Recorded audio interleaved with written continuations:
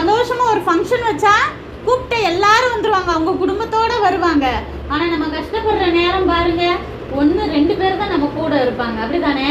அதுல நல்ல ஃப்ரெண்டா நம்மளும் மற்றவங்களுக்கு இருக்கணும், ஆறுதல் சொல்லணும். அவங்கள குத்தி காட்டுறதுக்குன்னு போகக்கூடாது, பேசக்கூடாது, அவங்கள இன்னும் நம்ம வேதனைப்பட வைக்கக்கூடாது. நம்ம போனால் அவங்க சரி பரவாயில்ல, என் ஃப்ரெண்டு வந்து ஆறுதலாக சொன்னா, எனக்கு சரி என் பிரச்சனை கண்டிப்பாக சரியாயிரும் அப்படின்னு நினைக்கிற அளவுக்கு நம்ம பேச்சு இருக்கணும். சரியா? புரிஞ்சுதா? அப்போ இந்த யோனத்தானும் நல்ல ஆறுதலாக சொல்கிறாரு.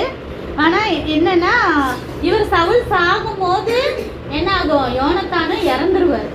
தெரியும்ல உங்களுக்கு, இந்த கதை சொன்னப்போ சவுலோட மகன்களும் இறந்து போயிடுவாங்க. யோனத்தான், இஸ்வி, மல்கிசூகா 3 பேர் சாவாங்கன்னு சொன்னேன்ல. அது என்ன காரணத்தினாலும் சரி தெரியல, யோனத்தானும் வந்து இறந்துருவார். அப்போ தாவீதுக்கு எப்படி இருக்கும், ரொம்ப அழுவார். எனக்கு உயிரை கொடுக்குற ஃப்ரெண்டு நீதான்.